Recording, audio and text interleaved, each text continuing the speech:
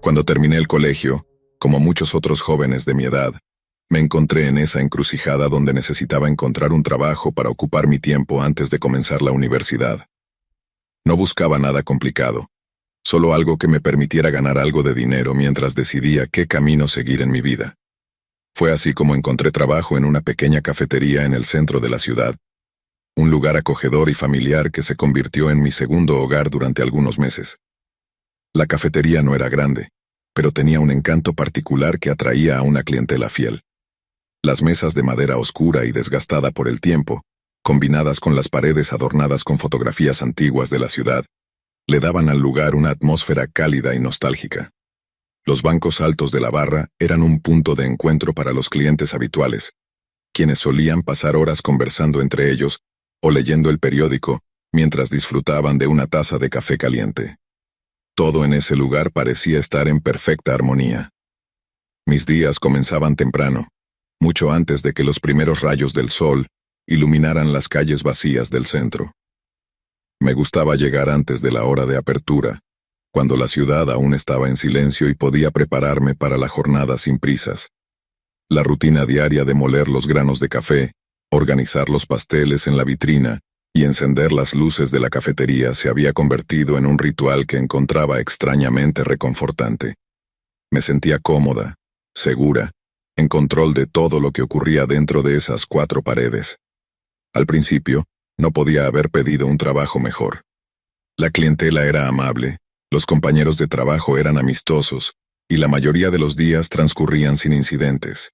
Con el tiempo, empecé a reconocer a los clientes habituales, aquellos que venían a la misma hora todos los días, pidiendo su café de siempre y ocupando su mesa favorita. Uno de esos clientes era un hombre que rondaba los 40 y tantos años.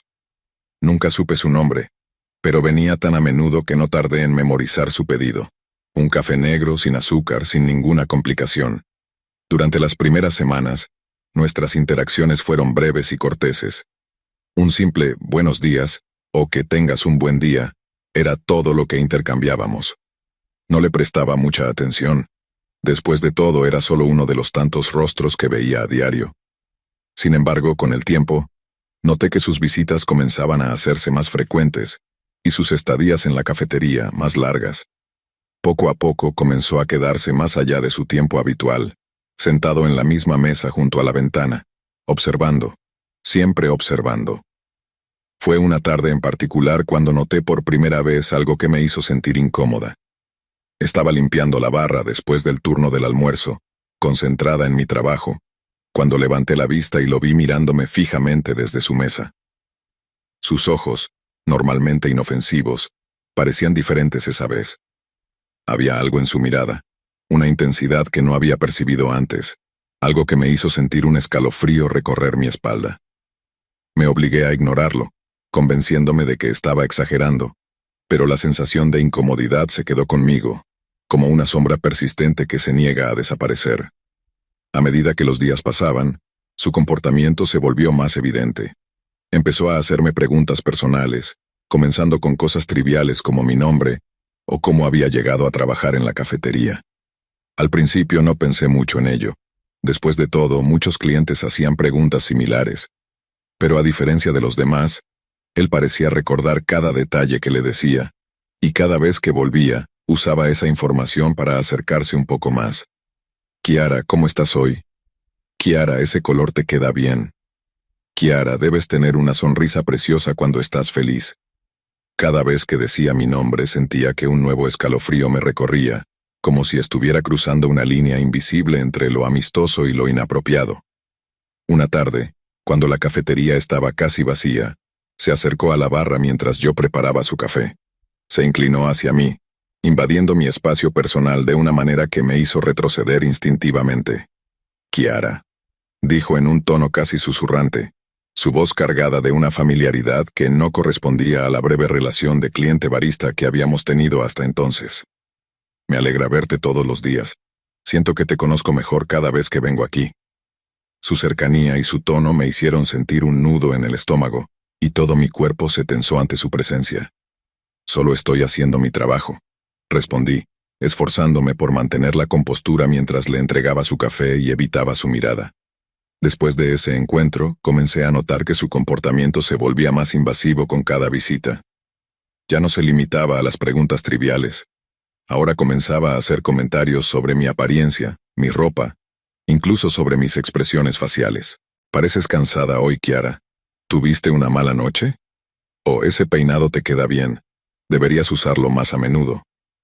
Lo peor era que siempre lo decía con una sonrisa que no alcanzaba sus ojos, una sonrisa que me hacía sentir expuesta, vulnerable, como si estuviera siendo observada a cada momento. Lo más perturbador de todo fue cuando empezó a aparecer fuera de sus horarios habituales.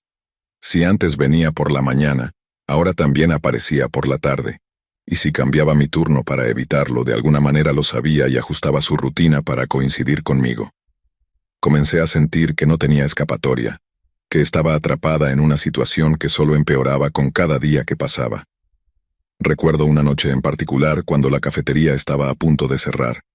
La mayoría de los clientes ya se habían ido, y solo quedábamos mi compañero de turno y yo, ocupados en nuestras tareas de limpieza. Él estaba allí, sentado en su rincón oscuro, observándome en silencio. Sentía su mirada fija en mí mientras pasaba la escoba por el suelo, mientras limpiaba las mesas, mientras hacía cualquier cosa para evitar mirarlo directamente. Mi compañero notó mi incomodidad y me preguntó si todo estaba bien, pero no supe cómo explicarle lo que estaba pasando. ¿Cómo podía decirle que me sentía acosada, vigilada, sin que sonara como una exageración? Finalmente, cuando fue hora de cerrar, salí por la puerta trasera como de costumbre. La calle estaba desierta, y el aire frío de la noche me hizo estremecer mientras caminaba hacia mi coche. Estaba a mitad de camino cuando escuché pasos detrás de mí. Al principio pensé que podía ser mi compañero, pero cuando me giré lo vi. Estaba allí, a solo unos metros de distancia, mirándome con esa misma sonrisa extraña que había aprendido a temer. «Kiara», dijo, su voz suave pero cargada de una amenaza implícita. «No deberías estar sola por aquí a esta hora». El pánico me invadió y sin decir una palabra, comencé a caminar más rápido hacia mi coche. Podía sentir sus pasos acelerándose detrás de mí, y cuando finalmente llegué a mi coche, mis manos temblaban mientras buscaba las llaves en mi bolso. Lo vi acercarse más y más, hasta que finalmente logré abrir la puerta y me metí en el coche, cerrándola de golpe. Él se detuvo justo al lado de la ventana, mirándome a través del vidrio con esa sonrisa que nunca olvidaré. Sus labios se movieron, pero no pude escuchar lo que decía. Todo mi ser estaba concentrado en alejarme lo más rápido posible. Arranqué el coche y me alejé de allí, con el corazón latiendo tan rápido que pensé que podría desmayarme en cualquier momento. Esa noche no pude dormir. Cada vez que cerraba los ojos, veía su rostro, esa sonrisa, esos ojos que parecían traspasarme. Sabía que algo estaba terriblemente mal, y que no podía seguir trabajando en ese lugar. Al día siguiente decidí que ya era suficiente. Fui a la cafetería y hablé con mi jefe, contándole todo lo que había estado sucediendo. Le expliqué cómo este hombre me seguía, cómo me hacía sentir insegura, cómo no podía soportar más trabajar allí. Para mi sorpresa, mi jefe no pareció tomarlo tan en serio como esperaba. «Probablemente estás exagerando», dijo, restándole importancia a mi miedo. «Quizás solo está interesado en ti». Pero al ver la desesperación en mi rostro, me ofreció cambiar de turno para que no coincidiera con él. Acepté el cambio, pero no sirvió de mucho. El hombre seguía apareciendo, como si supiera exactamente cuándo estaría allí. La tensión crecía día a día, hasta que finalmente no pude soportarlo más. Una noche, después de otro encuentro incómodo en el que lo encontré esperándome fuera de la cafetería, supe que debía renunciar. Presenté mi renuncia al día siguiente, sabiendo que no valía la pena seguir en un lugar donde mi seguridad estaba en riesgo. Han pasado meses desde que dejé la cafetería, pero la sensación de estar vigilada, de que algo oscuro y amenazante sigue acechando, no ha desaparecido. A veces, cuando estoy en casa sola, siento que alguien me observa desde la oscuridad, como si esa sombra que había comenzado a crecer en la cafetería hubiera encontrado la manera de seguirme hasta mi refugio más privado.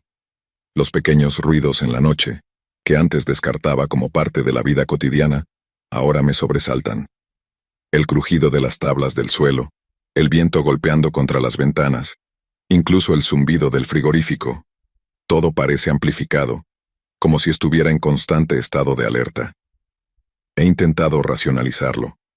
Me repito una y otra vez que todo está en mi cabeza, que lo que sucedió en la cafetería fue perturbador, pero que ahora estoy a salvo.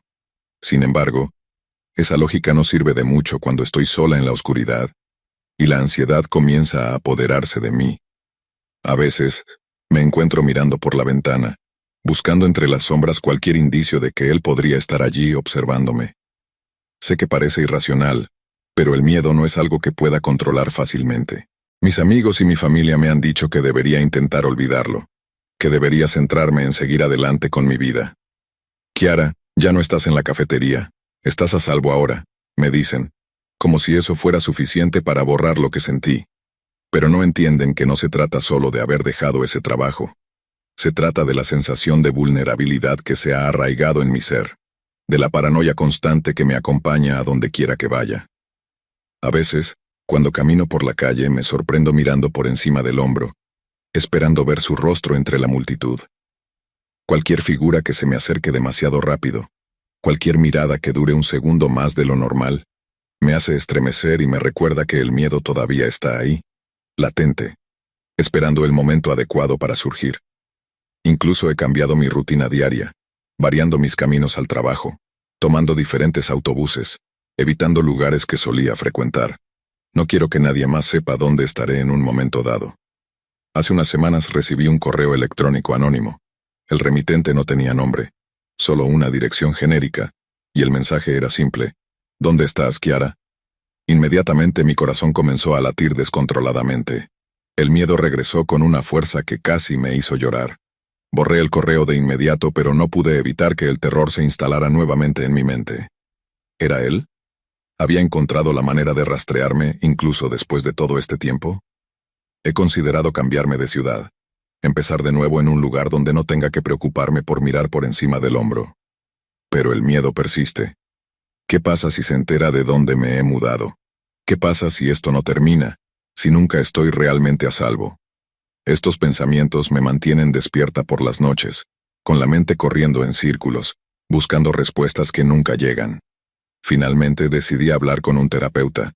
Necesitaba ayuda para manejar este miedo que no podía controlar. Este miedo que había comenzado a consumir cada aspecto de mi vida. Durante las sesiones intentamos desentrañar lo que había sucedido, descomponer cada detalle para entender por qué había reaccionado de esta manera. El terapeuta me dijo que el acoso es una experiencia profundamente traumática, que lo que estaba sintiendo era una respuesta normal a una situación anormal. Pero saber eso no hizo que el miedo desapareciera. Solo me hizo darme cuenta de lo profundamente arraigado que estaba en mi ser. Me sugirió que escribiera sobre mi experiencia, que intentara poner en palabras lo que había vivido como una forma de liberarme de ese peso. Y aunque no estoy segura de que funcione, estoy aquí escribiendo, intentando darle sentido a todo esto, intentando encontrar una forma de seguir adelante. Pero la verdad es que no sé si alguna vez estaré libre de este miedo. No sé si algún día podré caminar por la calle sin sentir esa punzada de pánico en mi pecho, sin escuchar sus pasos detrás de mí, sin ver su sombra en cada esquina. No sé si alguna vez podré entrar en una cafetería sin recordar lo que sucedió, sin sentir que las paredes se cierran sobre mí. Por ahora, solo puedo seguir adelante, un día a la vez, intentando reconstruir la seguridad que una vez sentí, pero que me fue arrebatada. Y aunque he dejado atrás ese trabajo, el miedo sigue conmigo, como una sombra persistente que no se desvanece, recordándome que, en algún lugar puede que todavía esté observando, esperando el momento adecuado para volver a aparecer.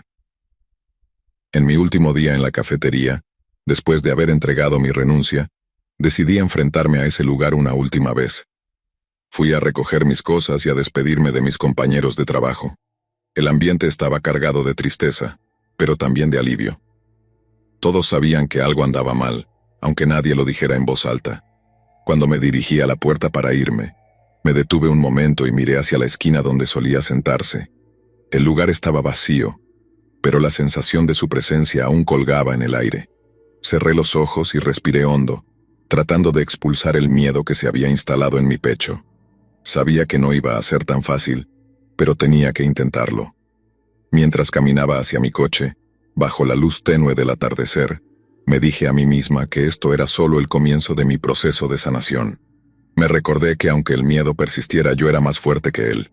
Sin embargo, en lo profundo de mi mente, la duda seguía ahí, como una semilla que no podía arrancar. Y aunque ya no trabajo en esa cafetería, el miedo que me dejó no se ha ido. Sigue conmigo en cada sombra, en cada mirada furtiva, en cada esquina oscura que cruzo. Han pasado meses desde entonces, y aunque trato de seguir adelante, cada día es una lucha para recuperar la tranquilidad que una vez tuve. A veces me encuentro pensando en qué hubiera pasado si no hubiera renunciado, si hubiera continuado trabajando allí, si hubiera tenido que enfrentarme a él una y otra vez, pero sé que esa no era una opción. Renunciar fue la única forma de salvar mi cordura, de protegerme a mí misma. Así que aquí estoy, tratando de reconstruir mi vida, tratando de dejar atrás un capítulo oscuro que nunca pedí escribir. Y aunque el miedo sigue siendo una presencia constante, me esfuerzo por no dejar que me controle. Porque al final del día, todo lo que puedo hacer es seguir adelante, un paso a la vez, sabiendo que la sombra de ese hombre puede nunca desaparecer por completo, pero también sabiendo que no estoy sola en esta lucha. Y si alguna vez vuelvo a ver su rostro, si alguna vez siento su presencia cerca de nuevo, estaré preparada. Porque ahora sé que el miedo no me define, y que, a pesar de todo, sigo de pie, lista para enfrentar lo que venga.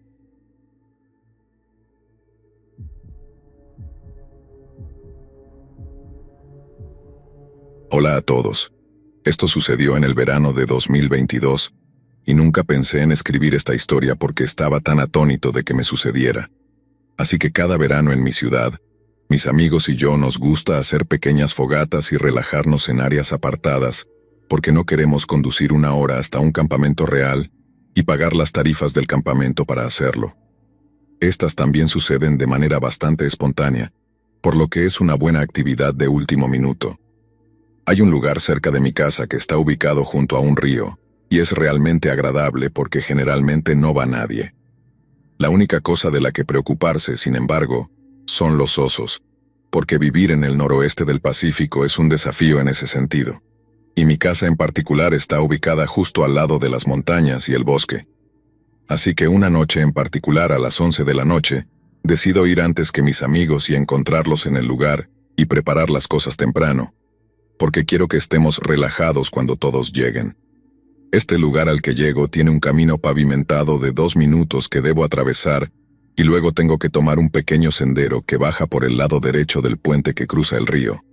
A lo largo de este camino pavimentado, hay 2 lámparas ubicadas a la mitad del camino y otra al comienzo del puente, rampa que baja al lugar de la fogata. Aparco mi coche al principio del sendero en la calle y llevo mis cosas para la fogata, como linterna, encendedor, leña pequeña, una pequeña pala para cavar el hoyo y lo que sea que necesite. Llego al lugar y es una pequeña playa arenosa en la orilla del río con un pequeño área de espera para niños pequeños con sus familias durante los veranos calurosos. Así que coloco la silla y empiezo a cavar el hoyo con solo mi linterna iluminando donde estoy cavando. También estoy paleando la arena justo al lado de mí, lejos del agua, pero de repente escucho un fuerte chapoteo. Un chapoteo tan fuerte que solo podría provenir de algo igualmente grande, como una roca de 60 centímetros de tamaño. Estoy confundido porque juro que no estoy arrojando mi arena al agua, aunque estoy a solo unos metros de distancia. Ilumino con mi linterna hacia el agua y no veo nada. Lo dejo pasar pensando que solo estoy escuchando cosas, pero mientras sigo paleando un poco más escucho otro fuerte chapoteo. En este punto, estoy pensando que algo debe estar cayendo desde arriba porque, lógicamente, algo debe estar cayendo al agua. Apunto la linterna hacia arriba donde hay algunos árboles sobre el río, y no veo nada lo suficientemente grande como para hacer el chapoteo. Así que sigo cavando con mi ritmo cardíaco acelerándose en este punto. Escucho un crujido más allá del arco donde el puente cruza el río. Rápidamente agarro mi linterna y la ilumino hacia donde escuché el crujido. Llamo. Hola, sin respuesta. En mi cabeza, si fuera un oso, debería salir de allí de inmediato, pero no había oso ni señales de nada para el caso. Así que me digo a mí mismo que solo estoy escuchando cosas porque he visto películas de terror antes, y ahora mi mente me está jugando trucos. Pero vuelvo a escuchar el ruido y claramente suena como hojas siendo crujidas. Así que ilumino con mi linterna nuevamente hacia el área y, mientras enfoco mis ojos hacia el área iluminada, veo la espalda desnuda de un hombre encorvado. Me quedé congelado por la ansiedad y el estrés porque, honestamente, de todas las cosas que esperaba ver, no pensé que vería la espalda desnuda de un hombre. De la rápida evaluación que mi cerebro pudo hacer, parecía tener unos 40 y tantos años, cabeza rapada, no calvo, y una complexión media como una mezcla entre gordito y musculoso. Mientras tenía mi linterna apuntando a su espalda, él comenzó a levantarse y lo primero que noté fue que tampoco llevaba pantalones. Mi siguiente reflejo fue comenzar a empacar todas mis cosas y salir de allí, porque ahora estoy deduciendo en mi cabeza que él debe haber estado arrojando cosas al agua para asustarme o ahuyentarme. Así que, después de usar mis habilidades deductivas reflexivas, procedí a caminar rápidamente fuera de allí con todas mis cosas. Estoy llevando todo conmigo y caminando rápidamente hasta la pequeña rampa, y estoy en el camino pavimentado, ahora fuera del bosque. Puedo sentir mi corazón latiendo en mi pecho y miro frecuentemente hacia atrás para asegurarme de que no me estén siguiendo. Estoy en mis Crocs, por cierto, así que estoy esperando que si tengo que salir corriendo, no me arrepienta de haber estado en modo deportivo desde el principio. Llego al punto intermedio, y un sentimiento de alivio comienza a instalarse al saber que salí de esta situación tan aterradora a salvo. Pero cuando miro detrás de mí por última vez, veo algo lentamente arrastrándose sobre la rampa. Es el hombre desnudo, arrastrándose a 4 patas como si fuera un primate caminando. Su cabeza estaba posicionada hacia mí, mirándome mientras avanzaba hacia el medio del camino pavimentado. Lentamente se levanta de su postura y comienza a pararse sobre sus pies y posiciona su cuerpo para enfrentarse a mí. Después de colocarse en su nueva posición, el hombre comienza a correr hacia mí. Salgo corriendo. Corro lo más fuerte que puedo por el camino. Mi linterna saltó de mi bolsillo y la perdí, pero no me importó porque un hombre completamente desnudo me estaba persiguiendo a las 11 de la noche en un bosque apartado. Miré hacia atrás por una fracción de segundo, y el hombre seguía corriendo hacia mí, todavía completamente desnudo. Podría quedarse con mi linterna por lo que me importaba. Solo quería salir de esta situación con vida. Finalmente, salgo del bosque y corro hacia mi coche, que está a solo 10 metros del final del bosque. Desesperadamente entro en mi coche y, como en una película de terror clásica, me tropiezo tratando de conseguir que mi llave electrónica desbloquee mi coche. De hecho, dejo caer mis llaves y rápidamente pienso para mí mismo que estoy realmente muerto, pero sacudo ese pensamiento y las recojo de nuevo. Consigo que la llave electrónica desbloquee correctamente las puertas y arrojo mis cosas en el asiento trasero antes de meterme en mi coche. Esto se sintió como una eternidad, pero en retrospectiva probablemente tomó 6 segundos en total. Mientras trato de guiar mi llave hacia el encendido, estoy fijado en el final del camino pavimentado en el que estaba hace solo unos segundos, esperando ver si el hombre desnudo seguía viniendo. Siento que mi llave entra en el encendido y cambio mi vista hacia la carretera frente a mí. Salgo de la zona lo más rápido posible. Mientras conduzco y estoy a unos 30 segundos de la ubicación del horror que acaba de ocurrir, recibo una llamada en mi teléfono. Eran mis amigos llamándome para preguntarme si ya había llegado al lugar, y todo lo que les digo es: chicos, tengo una historia loca que contarles. Se acercan a mi casa porque, de nuevo, estaba bastante cerca del área de la fogata, y les cuento toda la historia tal como la conté ahora. Ellos juran que no fueron ninguno de ellos tratando de hacerme una broma ni nada por el estilo, y yo también sabía que ninguno de ellos intentaría correr a toda velocidad hacia mí con todo colgando. Pero mientras estamos hablando frente a mi casa, hay un estudiante universitario que parece estar caminando hacia su casa que va en dirección a donde encontré al hombre desnudo. Le grito: «Oye, ten cuidado, hay un tipo desnudo que me estaba persiguiendo cerca del puente que cruza el río». Él responde diciendo: «Oh, maldita sea, ¿en serio? Tengo que cruzar ese puente para llegar a casa». Todo lo que le digo es: «Buena suerte, hombre». Al día siguiente lo informé a la policía por teléfono, pero enviaron a un oficial para que pudiera contarle en persona y mostrarle dónde en el área vi estas cosas. Cuando fuimos a ver dónde vi inicialmente la espalda del hombre encorvado, dijeron que no vieron ningún rastro de que alguien hubiera estado allí previamente, pero el oficial dijo que tomarían nota de todos modos por si acaso volvía a suceder. Algunos de mis amigos dicen que es un skinwalker, otros dicen que, de manera más realista, es un vagabundo con problemas mentales o un borracho drogado.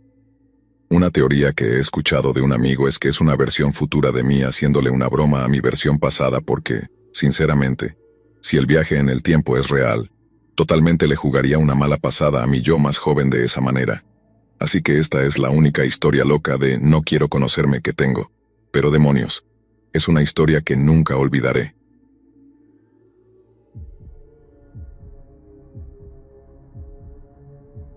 Todavía me siento enferma del estómago y, honestamente, estoy muy asustada en este momento. Tengo todas las luces de la casa encendidas. De todas formas, aquí va la historia. Soy voluntaria en un servicio de rescate de vida silvestre que opera las 24 horas, los 7 días de la semana, aquí en Australia. Esto generalmente implica recoger crías huérfanas del costado de la carretera, atrapar ualabíes y canguros enfermos, sacar zarigüeyas de las chimeneas y otros trabajos que van desde lo muy desafiante hasta lo básico. No conduzco, así que solo hago rescates en mi área o en los suburbios relativamente cercanos. Vivo a una cuadra de una reserva natural que tiene un problema con la toxoplasmosis, un parásito que es básicamente mortal para la mayoría de los macrópodos, es decir, animales con marsupios o marsupiales. Así que, cuando hubo un llamado a las 9 de la noche en la reserva justo al lado de mi casa para un ualabí de tamaño mediano con toxo, había estado aburrida todo el día en mi día libre y pensé, ¿por qué no? Agarré mi caja de rescate, que contiene mis elementos esenciales, y me puse en camino. La pareja que llamó estaba en la entrada del sendero y me dijeron dónde estaba el ualabí. Los conocía. A nuestros perros les gusta jugar juntos, y pude entender fácilmente a qué parte del sendero se referían, y confiaba en ellos. Se ofrecieron a acompañarme, pero hacía frío y era tarde. Y no quería estresar al pobre animal teniendo tanta gente alrededor, así que cortésmente dije que no y que yo me encargaría. Mi área es muy segura y no he tenido problemas caminando de noche o en la oscuridad. Así que caminé los 30 minutos cuesta arriba hasta la reserva y encontré al pobre ualabí. Estaba tan letárgico que no se molestó en moverse cuando me acerqué. Ahora, era un ualabí muy grande, definitivamente no de tamaño mediano, y probablemente pesaba alrededor de 45 kilogramos, más de la mitad de mi propio peso corporal. Normalmente no haría estos rescates porque sé que superan mis capacidades físicas, así que lo moví suavemente dentro del saco que tenía en la caja. Lo até con algunas bridas y lo metí en la caja. Habiendo crecido en el área y en el monte australiano, estoy muy acostumbrada a los sonidos de los animales en la noche. El rasguño, el crujido, los movimientos, los silbidos, los gruñidos, todas esas cosas. Y como tenía mi linterna frontal encendida todo el tiempo para ver dónde ponía los pies, estaba bien. Desarrollas una especie de sexto sentido. Conocía los sonidos tan bien que fui guía nocturna de recorridos por el monte hace algunos años, antes de enfermarme. Y cuando siento esa sensación de escalofrío en la nuca, sé que algo no está bien. Y efectivamente, todos los pelos de mi cuerpo parecían erizarse. Me puse en posición, escaneé el área circundante pensando que podría ser una serpiente o un perro perdido o algo así. Nada. Confundida pero aún confiando en mi instinto, comencé a regresar lentamente por el sendero. El ualabí era demasiado pesado, así que tenía que detenerme cada pocos metros y ponerlo en el suelo para evitar que la caja me cortara las manos. Entonces, hubo un fuerte crujido y movimiento a mi izquierda trasera. Me di la vuelta de inmediato y comencé a asustarme internamente. Ese no era el sonido de un animal. Sabía que tenía que ser una persona. Era demasiado grande, y de repente, hubo un silencio como si lo que hizo el ruido se hubiera detenido o me estuviera acechando. Decidí salir corriendo. Me puse los guantes, cargué al ualabí sobre mi espalda, apagué mi luz y comencé a correr cuesta abajo por el sendero, pegada al lado derecho, justo al borde de los árboles dejando mi caja atrás. Dudaba que alguien la tomara, y honestamente estaba tan asustada que no me importaba. Afortunadamente, era mayormente cuesta abajo, así que llegué en unos 20 minutos o algo así. De vez en cuando, podía escuchar un crujido distintivo o el crujir de la corteza muerta en el suelo que era demasiado grande para cualquier animal en mi área, y mucho menos uno que seguiría a un humano todo el tiempo. Mis instintos me gritaban que corriera. Estaba aferrada a la bolsa sobre mi hombro con todas mis fuerzas, y no me detuve ni cuando mi hombro me pedía a gritos que parara y descansara. Salí del sendero y bajé por varias calles, bien dentro del vecindario cercano y bajo la luz antes de atreverme a detenerme. No pude obligarme a mirar por encima de mi hombro. Podía sentir que alguien me estaba observando. Comencé a llorar mientras me dirigía a casa, solo unas pocas calles de distancia. Se lo conté a mi mamá, y ella se veía muy preocupada y me regañó ligeramente por haber salido así, aunque ambas hemos hecho este tipo de cosas antes. Llamé a mi mejor amiga, y ella vino a pasar la noche y al día siguiente me acompañó a intentar encontrar mi caja de rescate. Esta mañana otro rescatista vino a llevar al Wallaby enfermo al veterinario, y Risa y yo regresamos al monte. La encontramos. La caja de plástico resistente había sido destrozada, como si alguien hubiera estado saltando sobre ella repetidamente. Estaba medio intacta. Había colillas de lo que solo podía suponer que eran cigarrillos enrollados y una aguja. Recogí en silencio mi caja rota y la tiré al llegar a casa. No creo que vuelva a salir de noche por un buen tiempo.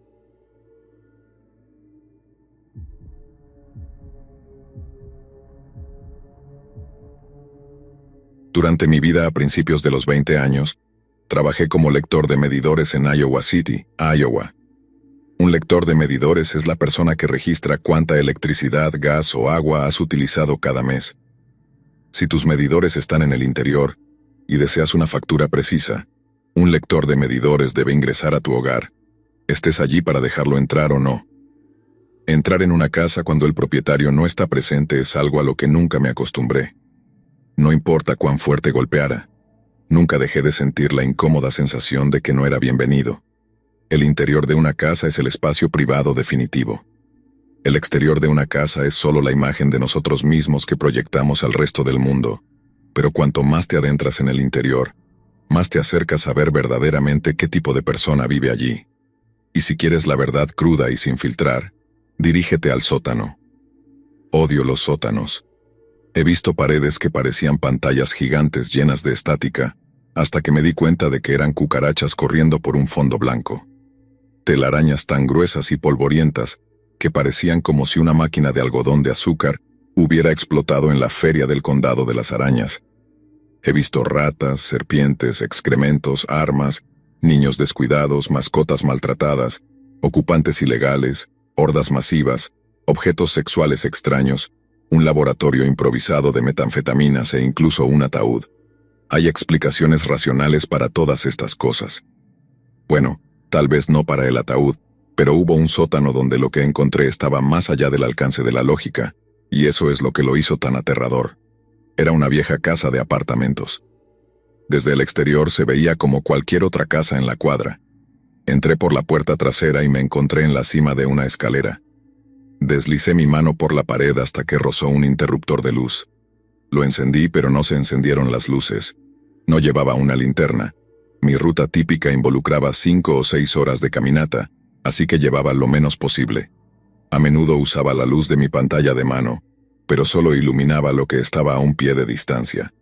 Así que, armado con la peor linterna del mundo, bajé hacia la oscuridad.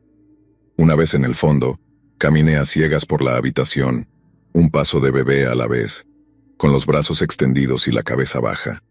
Eventualmente llegué al otro lado del sótano. Iluminé la pared con la tenue luz de mi dispositivo portátil y descubrí 2 puertas. Cada puerta conducía a su propia pequeña habitación. Elegí la puerta de la derecha y encontré los medidores en la esquina más alejada.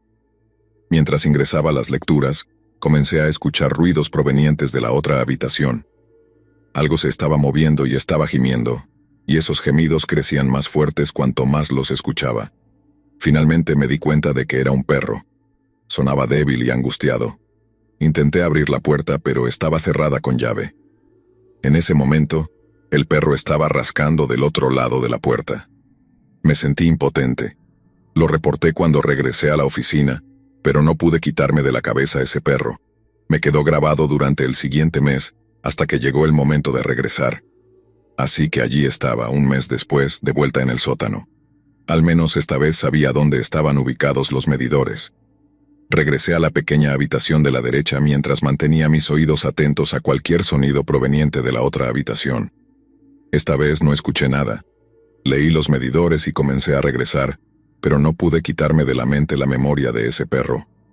¿Todavía estaría atrapado dentro de esa habitación? Mi curiosidad me ganó. Me quedé fuera de la puerta por unos momentos escuchando. Todavía nada. Ahí fue cuando cometí un gran error. Intenté abrir la puerta. No había hecho más que girar el pomo de la puerta cuando lo escuché por primera vez. Gritos, gritos desgarradores, aullidos como nunca antes había escuchado. Sonidos que no pensé que un ser humano fuera capaz de producir. Cortos chillidos agudos y penetrantes, seguidos abruptamente por un gemido gutural prolongado, que finalmente se transformó en algo que solo puedo describir como llanto, pero mucho más fuerte. Estaba por todas partes, como una especie de jazz psicótico y libre de forma. Tropecé hacia atrás, casi perdiendo el equilibrio. Grité algo como «Hola, ¿quién está ahí?». No hubo respuesta, solo gritos. «¿Estás bien? ¿Necesitas ayuda?». Aún sin respuesta, solo gritos. No había duda de que grité lo suficientemente fuerte como para que me escuchara. No quería mi ayuda, quería que me fuera. Tropecé a través de la habitación oscura hacia la salida. Cuando llegué a la cima de las escaleras, simplemente me quedé allí, escuchando. Estaba tratando de entender lo que estaba escuchando. Esperé a que los gritos se detuvieran, pero nunca lo hicieron. Cuando finalmente me fui, seguían siendo tan fuertes y demente como cuando comenzaron. Me sentí aliviado, pero eso se desvaneció rápidamente cuando me di cuenta de que tendría que hacerlo todo de nuevo el mes siguiente. Informé lo que había escuchado, pero no se hizo nada al respecto. A medida que se acercaba mi regreso, crecía en mí un sentimiento de temor. ¿Qué clase de lunático se sienta solo en total oscuridad y silencio? Mi mente creó innumerables explicaciones sobre qué clase de infierno yacía más allá de esa puerta. Para cuando regresé, lo había construido tanto en mi mente que cualquier persona que no fuera el mismo diablo habría sido una decepción. Pero no hubo señales de él el siguiente mes, ni en los siguientes varios meses. Casi había renunciado a resolver el misterio cuando un golpe de suerte me atrajo de nuevo. Una noche fui a un concierto con mi amiga Laura. Después del espectáculo la llevé a su casa. Se había mudado recientemente, así que tuvo que darme indicaciones. No presté mucha atención a dónde me estaba llevando hasta que señaló una casa a lo lejos de la calle. No podía creerlo. Se había mudado a la casa con la habitación misteriosa en el sótano. «Esto suena raro, pero ¿has notado algo extraño sobre el sótano?».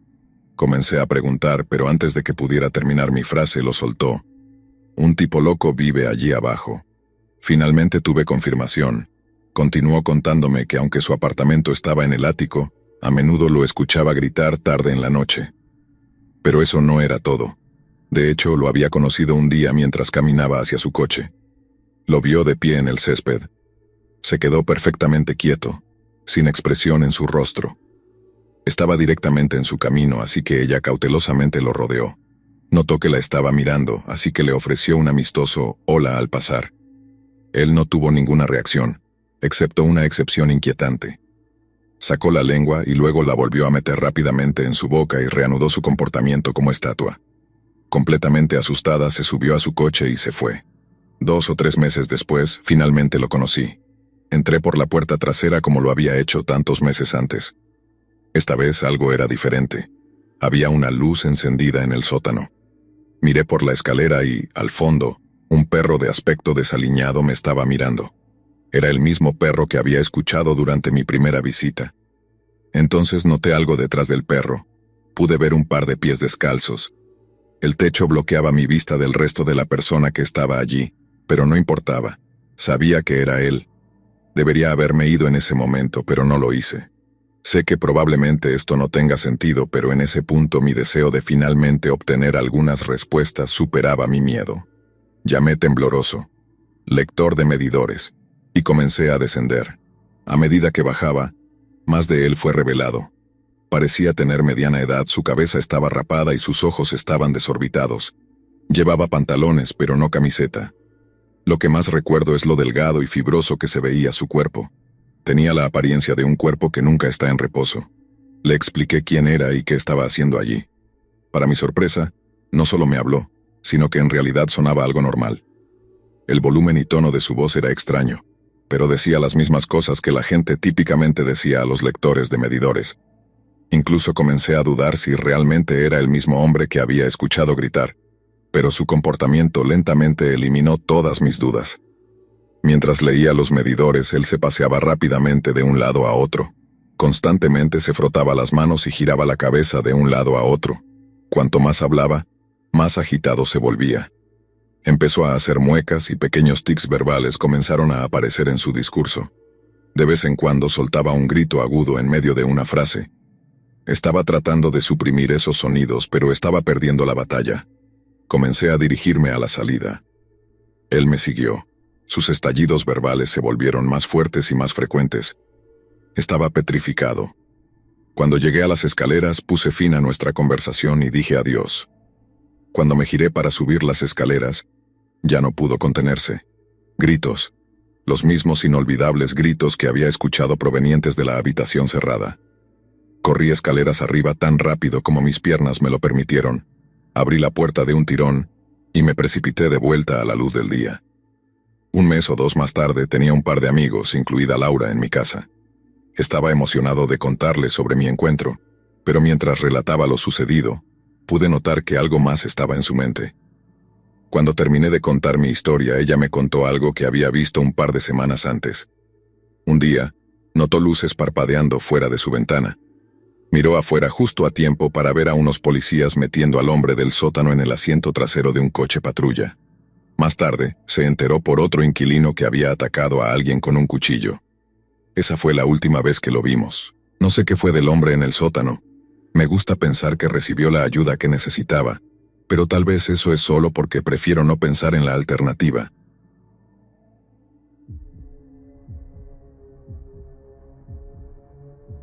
Hace algunos años, cuando recién había cumplido 25, trabajaba en una fábrica ubicada en las afueras de la ciudad.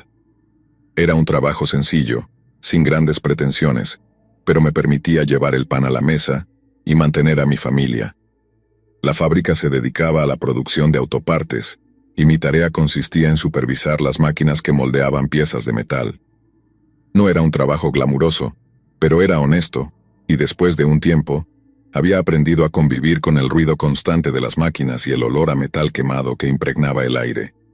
La rutina en la fábrica era siempre la misma: llegar temprano, ponerte el uniforme, y pasar las siguientes 8 o 10 horas frente a una máquina, vigilando que todo funcionara correctamente. Los compañeros de trabajo eran, en su mayoría, hombres de mi edad o mayores, y con el tiempo, formamos una especie de camaradería basada en bromas y charlas sobre fútbol y política durante los descansos. Era un ambiente predominantemente masculino, donde las mujeres solían trabajar en las oficinas administrativas o en la sección de ensamblaje. Uno de mis compañeros era un hombre llamado Ramón. Al principio no había nada que lo hiciera destacar entre los demás. Era un tipo callado de unos 40 años, con el cabello oscuro y una mirada que siempre parecía estar evaluando todo a su alrededor. No hablaba mucho con los demás, y cuando lo hacía su tono era siempre monótono, casi mecánico. No obstante, nunca le presté demasiada atención, ya que estaba más concentrado en hacer mi trabajo y regresar a casa. Con el tiempo, sin embargo, noté que Ramón comenzaba a buscar mi compañía con más frecuencia. Durante los descansos se sentaba junto a mí, y aunque al principio nuestras conversaciones eran mínimas, poco a poco empezó a hacerme preguntas más personales. ¿Tienes novia, José? ¿Dónde vives? ¿Qué haces después del trabajo? Al principio respondía de manera cortés, sin darle demasiada importancia, pero pronto me di cuenta de que sus preguntas comenzaban a volverse incómodas. Una tarde, mientras tomábamos el café en la pequeña sala de descanso, Ramón me miró fijamente y dijo: «José, deberíamos salir algún día, tomar unas cervezas después del trabajo». Su propuesta me tomó por sorpresa, ya que no éramos amigos cercanos, y la forma en que lo dijo con una sonrisa que no llegaba a sus ojos me puso en alerta. Traté de rechazarlo de manera educada, diciendo que tenía compromisos después del trabajo, pero él no pareció aceptar mi respuesta. «Vamos, José», insistió, «solo un par de cervezas. Podríamos conocernos mejor, ¿no crees?». Su tono era casi suplicante, y aunque no lo dije en voz alta, la situación me hizo sentir incómodo. No era normal que alguien insistiera tanto en salir con un compañero de trabajo, especialmente cuando apenas nos conocíamos. Finalmente, logré salir de la conversación con una excusa vaga y volví a mi puesto, pero la sensación de incomodidad no desapareció. A partir de ese momento, las cosas empezaron a volverse más extrañas. Ramón comenzó a aparecer en lugares donde sabía que estaría, fuera de la fábrica. Una noche mientras caminaba hacia mi casa, lo vi parado en una esquina, observándome desde la distancia. No dijo nada, solo me miró hasta que pasé de largo. Otra vez lo encontré en la tienda donde solía comprar el pan, y aunque traté de ignorarlo, lo sentí detrás de mí mientras pagaba. Su presencia constante empezó a afectarme. Ya no podía ignorar la incomodidad que me causaba, y comencé a evitarlo tanto como me era posible. Cambié mis rutas para llegar a casa, y empecé a quedarme en la fábrica después de mi turno, solo para asegurarme de que no me siguiera. Pero parecía que, no importaba lo que hiciera, Ramón siempre encontraba la manera de estar cerca de mí. El punto de quiebre llegó una tarde en la que tuve que quedarme a trabajar horas extras. La mayoría de los trabajadores ya se había ido, y la fábrica estaba sumida en un silencio inquietante, roto solo por el zumbido de las máquinas en el fondo. Estaba terminando de ajustar una de las máquinas cuando escuché pasos acercándose. Al girarme, lo vi parado allí, en medio del pasillo, mirándome con esa misma expresión inescrutable. «José», dijo en un tono suave pero firme, «he estado pensando en lo que te dije antes. Deberíamos salir algún día». Esta vez su insistencia no era solo incómoda, era alarmante. Sentí como el miedo comenzaba a apoderarse de mí, pero traté de mantener la calma. «Lo siento, Ramón, pero ya te dije que no estoy interesado», respondí, tratando de sonar más seguro de lo que me sentía. En lugar de aceptar mi rechazo, Ramón dio un paso hacia mí, acortando la distancia entre nosotros. «No tienes por qué decirme que no, José. No tiene que ser difícil», murmuró. Y en ese momento vi algo en su mirada que me heló la sangre. No era simplemente el acoso de un hombre que no aceptaba un no por respuesta. Era algo más oscuro, algo más peligroso. El miedo me impulsó a dar un paso atrás, alejándome de él. «Ramón, déjame en paz», dije, mi voz temblando. Pero él no se detuvo. Dio otro paso hacia mí, y pude ver cómo su expresión cambiaba, como si algo se hubiera roto dentro de él. «No puedes huir de mí, José», susurró, y antes de que pudiera reaccionar lo vi abalanzarse hacia mí. El pánico se apoderó de mí, y sin pensarlo me giré y eché a correr por el pasillo, buscando una salida. Sentí sus pasos pesados detrás de mí, y supe que no podría escapar por mucho tiempo si no encontraba ayuda. La fábrica estaba casi desierta, pero recordé que el guardia de seguridad hacía rondas por la noche. Tenía que llegar a la garita antes de que Ramón me alcanzara. Corrí como nunca antes, con el corazón latiendo a 1000 por hora, y la adrenalina dándome la fuerza para seguir adelante. Los pasillos se volvieron un laberinto, y por un momento pensé que me perdería. Pero finalmente vi la luz de la garita al final del pasillo.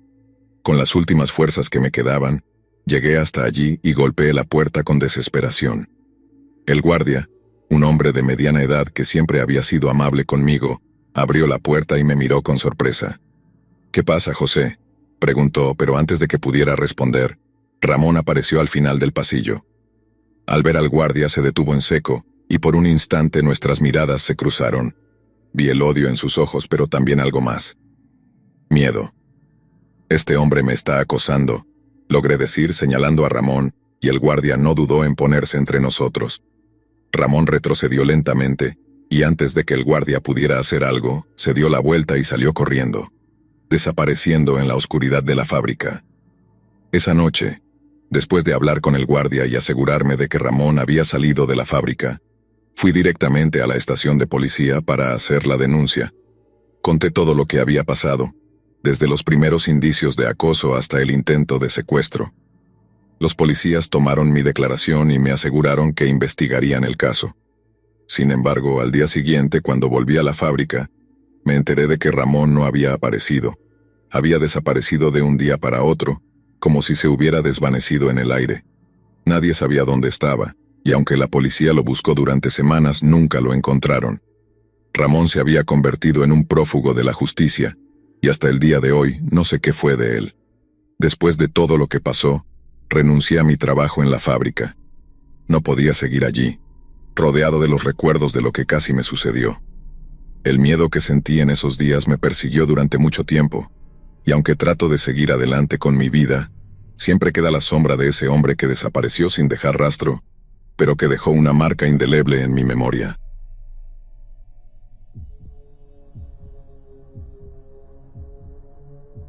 Era abril de 2008. Tenía 20 años y vivía en Denver por un contrato de trabajo de un año con una organización sin fines de lucro en Boulder. Mi novia, ahora esposa, y mi mejor amigo Marcos condujeron desde nuestro estado natal hasta Colorado para visitarme por mi 21º cumpleaños. La organización sin fines de lucro para la que trabajaba alojaba a sus trabajadores en habitaciones estilo dormitorio, y no se permitía beber en el lugar, ni tampoco se permitía que los visitantes se quedaran a pasar la noche. Así que reservé una habitación de hotel en el centro de Denver para el fin de semana, donde pudiéramos beber en honor a mi 21º cumpleaños. El hotel era grande, muy agradable y estaba en una zona céntrica y segura de la ciudad, tan agradable de hecho, que era el mismo hotel donde la mayoría de los políticos se alojarían durante la Convención Nacional Demócrata de 2008, que tuvo lugar en Denver más tarde ese verano. Mi esposa y Marcos llegaron el sábado por la mañana y nos encontramos en el hotel. El día fue fantástico. Bebimos por toda la ciudad la mayor parte del día. Alrededor de la 1 de la mañana regresamos al hotel. La habitación era típica, con 2 camas queen. La cama número 1 estaba cerca de una gran ventana con vista a la ciudad, y la cama número 2 estaba pegada a la pared con una puerta que daba al baño. No se podía ver la puerta o la entrada de nuestra habitación, a menos que estuvieras al pie de la cama número 1. Bebimos un poco más y charlamos en la habitación hasta alrededor de las 4 de la mañana. Mi esposa estaba acostada en la cabecera de la cama número 2, cambiando canales en la televisión. Marcos y yo estábamos sentados al pie de la cama número 1, mirando por la ventana mientras hablábamos. Mientras hablábamos, escuché un movimiento y el sonido de una puerta abriéndose. Sin apartar la vista de la ventana, asumí que era mi esposa levantándose para usar el baño. Pasaron unos minutos y pensé que volvía a escuchar movimiento, así que finalmente me giré para mirar. Vi a mi esposa todavía recostada en la cama número 2, como había estado. ¿Te levantaste hace unos minutos para usar el baño?, le pregunté. No, respondió. Creí oír una puerta, le dije mientras ella me miraba confundida. Sí, yo también creí escuchar eso, dijo Marcos apartando su mirada de la ventana. Fue entonces cuando empecé a sentirme helado y me despejé bastante rápido. Muy suavemente escuché a Marcos decir, «Creo que hay alguien en nuestra habitación». Me incliné hacia adelante desde el pie de la cama para mirar hacia la entrada, completamente oscura.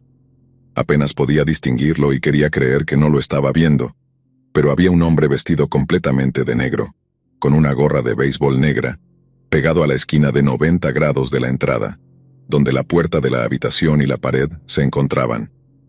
Un silencio absoluto cayó sobre la habitación, y sentí como si pasaran horas mientras comenzaba a entrar en pánico en mi mente como nunca antes en toda mi vida. Todos sabíamos que no estábamos solos y no lo habíamos estado por un tiempo, y él sabía que lo habíamos descubierto. Eventualmente, Marcos tuvo el valor de hablar tímidamente en dirección a la entrada y dijo, «Oye, hombre, ¿hay algo en lo que podamos ayudarte?». Pasó otro periodo de silencio que se sintió como una eternidad. El hombre se deslizó un poco fuera de la pared hacia la luz, e hizo contacto visual con Marcos y conmigo. Todos nos quedamos mirándonos, y finalmente habló y dijo, «Esta es la habitación 1709». «No, hombre, no lo es», dijo Marcos acariciándose la barba nerviosamente. Nos miró por un tiempo más, levantando las cejas y sacudiendo la cabeza. Luego se dio la vuelta y se fue. Entonces explotamos en 1.000.000 de maldiciones y comenzamos a caminar por la habitación. Llamé a la recepción. Me dijeron que estaba borracho y que lo habían encontrado en una escalera, pero lo dirigieron de vuelta a la habitación correcta. Minutos más tarde, Marcos llamó a la recepción y le dijeron que no era un huésped, que lo habían detenido en la escalera y lo habían llevado bajo custodia policial.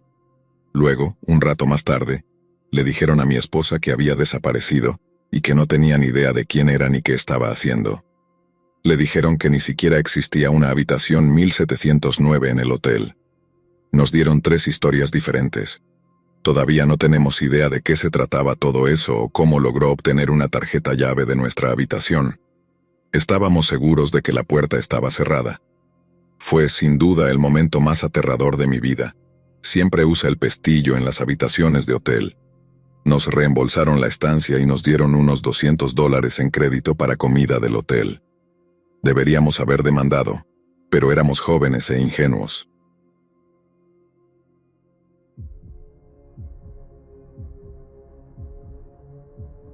Olviden que esta es la historia de un compañero de trabajo que tuve hace mucho tiempo, así que ahora puedo mirar atrás y reírme, pero en ese momento fue realmente angustiante para mí.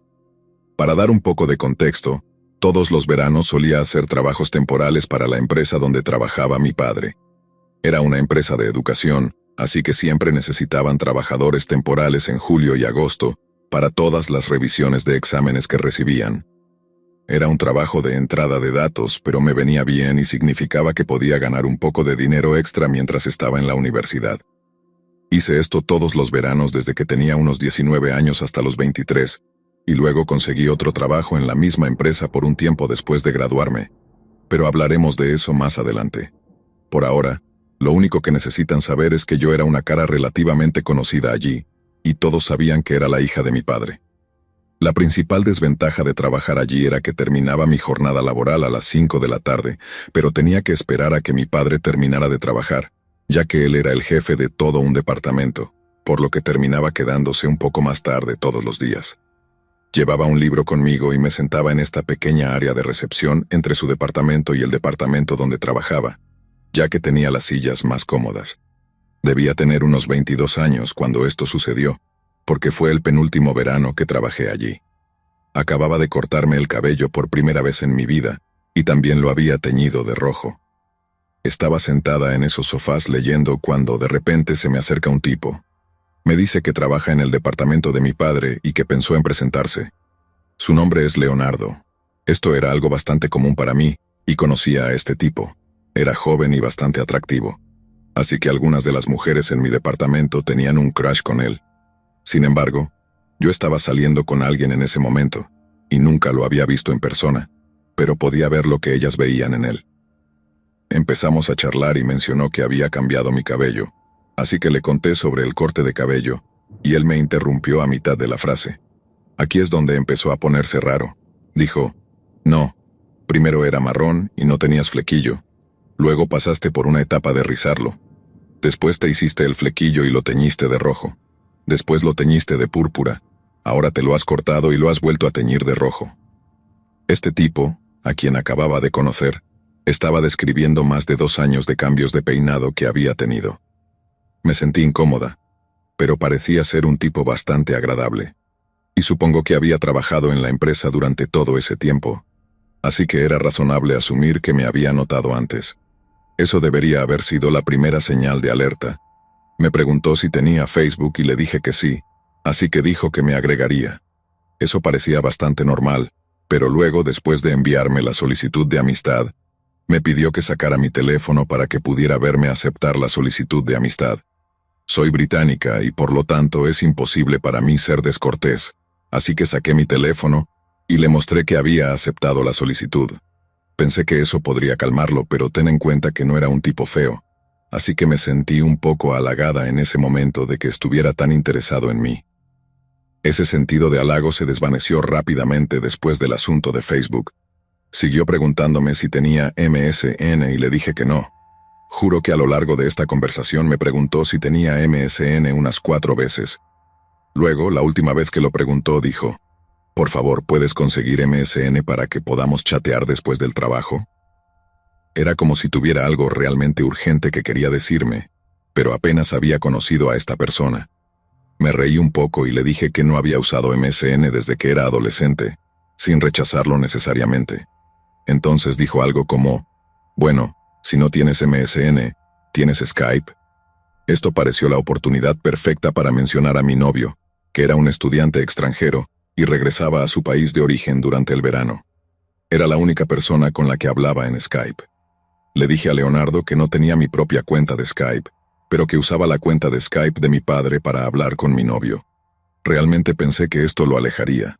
Estaba equivocada, Sin perder el ritmo dijo, ¿puedes por favor conseguir tu propia cuenta de Skype para que podamos hacer videollamadas después del trabajo? Lo dijo como si de alguna manera yo lo estuviera incomodando, como si esto fuera algo que habíamos acordado meses atrás o algo así. No tenía idea de cómo reaccionar, así que simplemente sonreí y me reí. Gracias al cielo, alguien del departamento de mi padre pasó en ese momento y dijo, Leonardo, ¿no se supone que deberías estar en tu escritorio? Se fue rápidamente después de eso, pero no antes de recordarme que consiguiera mi propia cuenta de Skype y le enviara los detalles. Le conté a mi padre sobre todo el intercambio en el camino de regreso a casa, pero todo lo que dijo fue que Leonardo era muy amable y que a muchas mujeres en su departamento les gustaba, así que tal vez yo había malinterpretado la situación. Pensé que probablemente tenía razón, así que traté de no dejar que me molestara. Sin embargo, más tarde esa noche, estaba en mi computadora haciendo trabajo de la universidad cuando apareció un mensaje en mi Facebook. Era Leonardo. Todo lo que decía el mensaje era, nos gustan las mismas películas. No sé qué fue, pero algo sobre ese mensaje me asustó tanto que decidí no responder y cerré sesión en Facebook, esperando que no se diera cuenta de que había estado en línea.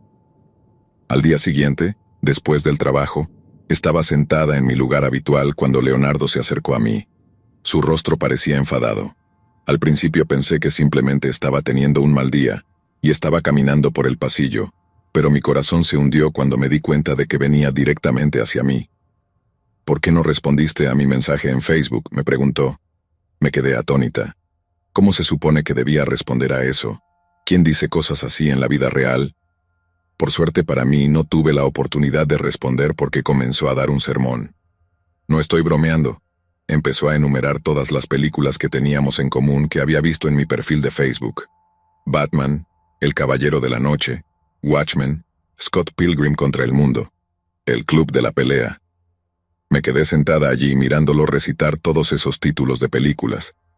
Una vez que terminó, solo dijo, «Está bien, te perdono», y luego se fue de vuelta a su departamento. Durante las siguientes semanas, venía a buscarme a mi lugar todos los días, y me hablaba desde el momento en que me sentaba hasta el momento en que mi padre venía a buscarme. No recuerdo muchos de los otros intercambios, pero recuerdo distintivamente un día fingiendo que me hurgaba la nariz cuando lo vi venir para ver si eso lo desanimaba. No lo hizo.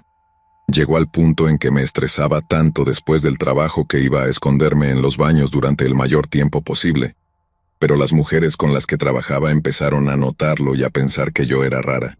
Finalmente abordé el tema con mi padre, y él me dio las llaves de su coche después de mi turno para que pudiera esconderme en su coche en lugar de en el edificio. Así que estoy acampada en su coche, y todavía me siento bastante tensa, pero después de unos 20 minutos empiezo a sentirme tranquila. Seguramente no vendrá a buscarme aquí. Estaba equivocada. Miro hacia la entrada principal y mi corazón se hunde. Está saliendo por la puerta y está examinando todos los coches. Me hundí lo más posible en mi asiento, pero no fui lo suficientemente rápida y me vio. Viene corriendo hacia mí y empieza a golpear el cristal, así que abro la puerta y le pregunto qué pasa. No te vi en tu lugar habitual, pero por suerte el portero Chris me dijo que te vio salir aquí. ¿Por qué estás en el coche de tu padre otra vez? ¿Qué se supone que debes decir a eso? Le dije que me dolía la cabeza, así que salí al coche a tomar un paracetamol y ver si podía dormir un poco. Al menos respetó eso, porque me dijo que me mejorara y luego me dejó en paz. Suspiré de alivio sabiendo que solo iba a trabajar allí unos pocos días más antes de tener que volver a la universidad. Le conté a mi padre sobre el incidente del coche y le dio una charla a Leonardo al día siguiente. Leonardo todavía venía a buscarme en la recepción, pero solo hablaba conmigo unos minutos de pasada antes de dejarme en paz. Fue un gran alivio. En mi último día de trabajo allí esperaba que hiciera algo loco, pero ni siquiera vino a charlar conmigo ese día. Dejé la oficina y pensé que nunca lo volvería a ver. Descubrí que lo despidieron no mucho después de que dejé la empresa ese año, porque seguía llegando tarde al trabajo, y luego pasaba la mayor parte del tiempo en el trabajo charlando con sus compañeros de trabajo, y conmigo, aparentemente. Avancemos a enero de 2014, y estaba preparándome para mudarme a China para un puesto como profesora de inglés. Me había graduado de la universidad, y estaba trabajando en la misma empresa, pero esta vez en una capacidad semipermanente. Era mi último día de trabajo, así que recibí bastantes regalos y algo de atención por parte de mis compañeros de trabajo. Eran alrededor de las 10 de la mañana cuando... ¿A quién debería ver entrar por la puerta? A Leonardo. Lo habían contratado como temporal para hacer el trabajo que yo había hecho durante tantos años.